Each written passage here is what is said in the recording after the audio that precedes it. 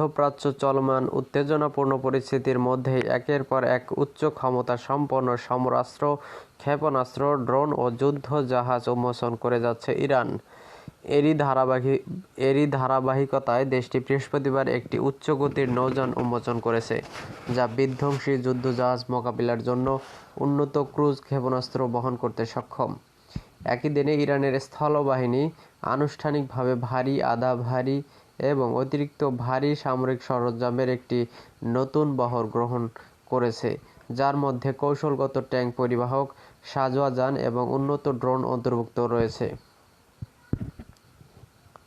একটি বড় প্রতিরক্ষা উন্নয়নের অংশ হিসেবে ইরানের সেনাবাহিনী তাদের অস্ত্রভান্ডারে ভারী, আধা ভারী এবং অতিরিক্ত ভারী সামরিক সরঞ্জাম যুক্ত করেছে। বৃহস্পতিবার অনুষ্ঠিত এই সংক্রান্ত এক অনুষ্ঠানে উপস্থিত ছিলেন ইরানের commander brigadier general Kiomars Heidari, স্থলবাহিনীর উপ-কমান্ডার ব্রিগেডিয়ার জেনারেল নোজার নেমাতি এবং অন্যান্য ঊর্ধ্বতন সামরিক কর্মকর্তারা। নতুন অন্তর্ভুক্ত সরঞ্জামগুলোর মধ্যে রয়েছে অতিরিক্ত ভারী কৌশলগত ট্যাঙ্ক পরিবাহক, 4টি ভিন্ন শ্রেণীর সাঁজোয়া যান এবং বিভিন্ন ধরনের ড্রোন।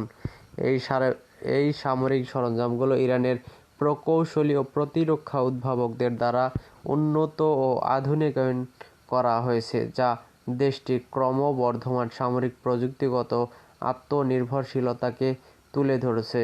সূত্র মেহের নিউজ ও ইরনা নিউজ।